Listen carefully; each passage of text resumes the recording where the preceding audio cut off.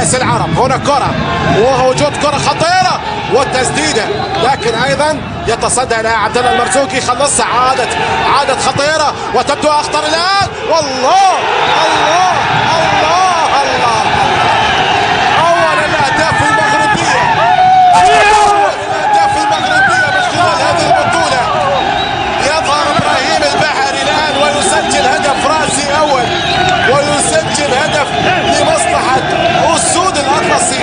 المنتخب المغربي الآن يتقدم من جديد، ويتقدم من خلال هذا الهدف الأول، من خلال هذه كأس العرب. يظهر إبراهيم البحري ويسجل هدف جميل جدا في هذه اللحظات. لاحظ اللقطة صعبة على حارس المرمى عباس، لكن راسية قوية جميلة جدا تسكن شباك المنتخب البحريني. أول أهداف المباراة في هذه اللحظات، أول أهداف المباراة على مرماه.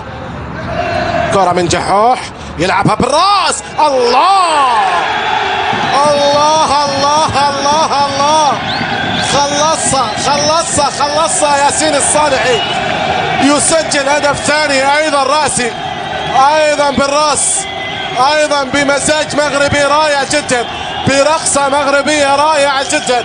يسجل فيها المنتخب المغربي ثاني الأهداف، وربما يحسم الأمور من خلال هذه اللقطة باحتفال يظهر فيه ياسين الصالحي منهيا لهذه المهمة.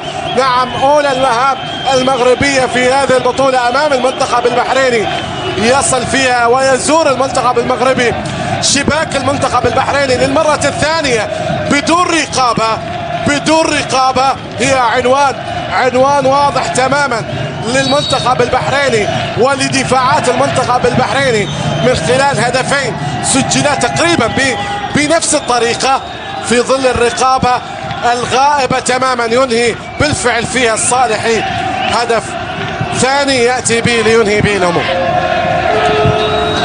إذن هدف